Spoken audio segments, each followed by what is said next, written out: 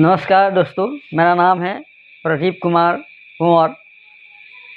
मैं आज कुछ सालों से भगवत गीता का चर्चा कर रहा हूँ। मैं उसी भगवत गीता के विषय पर आप लोगों के सामने कुछ बातें बताने जा रहा हूँ। दोस्तों, कौरवों और पांडवों को लड़ाई होना तय हो गया है। अब तो लड़ाई होगा। तो भगवान श्री कृष्ण ने कहा कि अब तो कौरव मारने वाले नहीं हैं दुर्योधन, तो अपना जो जायदाद के लिए तो लड़ना पड़ेगा। तो पांडव भी राजी हो गया। उसके बाद दोनों पक्ष का सेना इकट्ठा हो गया और जाके जो कुरुक्षेत्र के जो लड़ाई के मैदान है, वो लड़ाई के मैदान पहुंच गया। तब दोनों सेना आमने सामने हुआ। तब अर्जुन ने भगवान श्री कृष्ण से कहा, हे यादव, हमें दोनों सेनाओं के बीच में लेके चलिए। हमने देखना है जो हमारे जो भाइयों के दुर्योधनों के पक्ष में कौन कौन लड़ाई लड़ने के लिए आए हैं। तो इसी समय जो भगवान श्री कृष्ण अर्जुन के जो रथ है, रथ का सारथी था, वो दोनों सेनाओं के बीच रथ ले गया।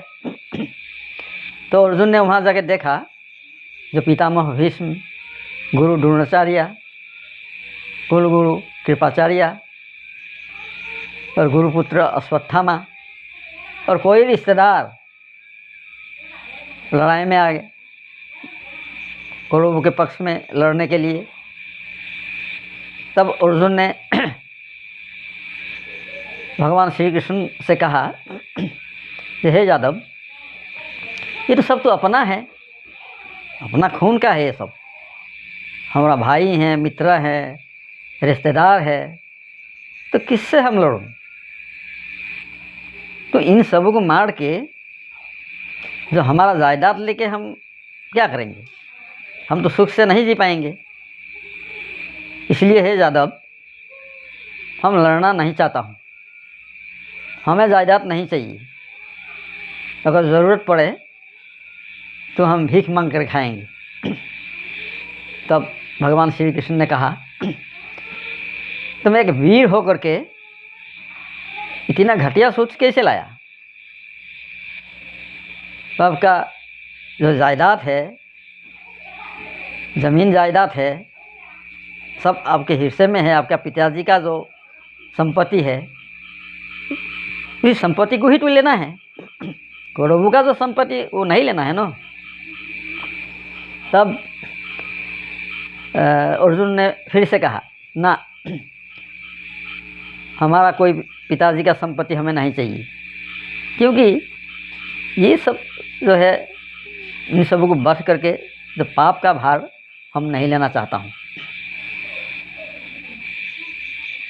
इन लोगों को अगर मार के जो इसका पाप का भार हम ले लें, तो इस जन्म में नहीं, जो अगला जन्म में भी ये पाप खंडन नहीं होगा। तब फिर भगवान श्री कृष्ण ने कहा, तो सखा, तुम इतना क्यों चिंता में पड़े हो?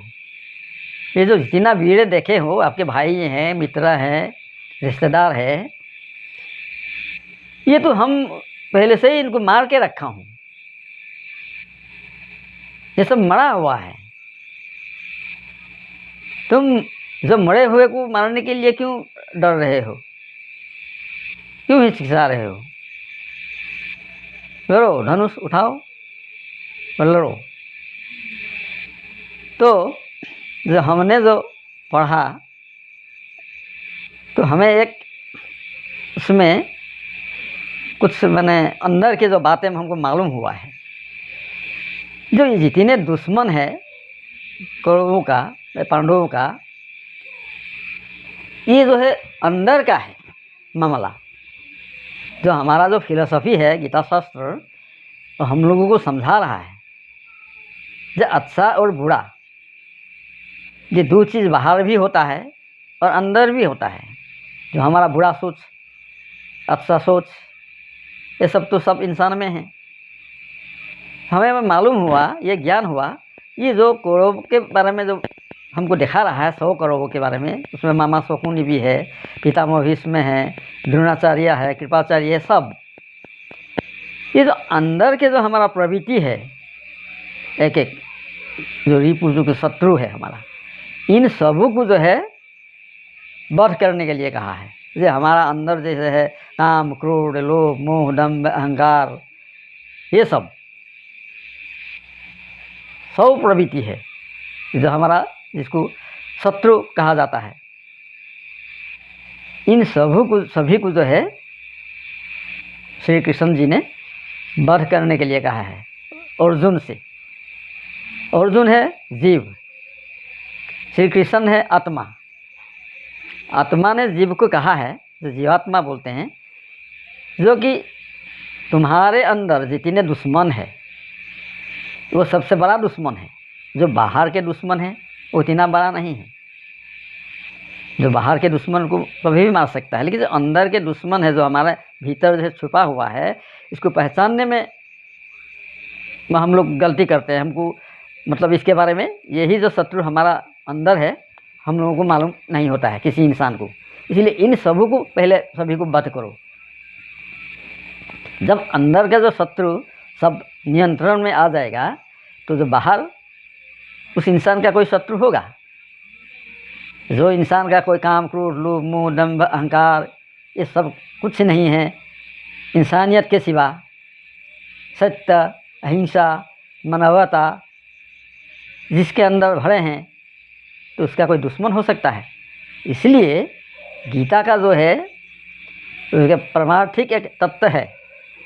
उस तत्व ने कहा जो बाहर के दुश्मनों को आप नियंत्रण में रखो, तब बाहर आपका कोई दुश्मन नहीं होगा। तो वो इंसान इस संसार में खुशी खुशी से जी सकता है, उसका कोई शत्रु नहीं होगा। इसलिए दोस्तों हम लोगों को सोचना चाहिए, ये जो लड़ाई हमें दिखाया है बाहर की जगत में, कुरुक्षेत्र में, ये कुरुक्षेत्र में ये लड़ाई हुआ था।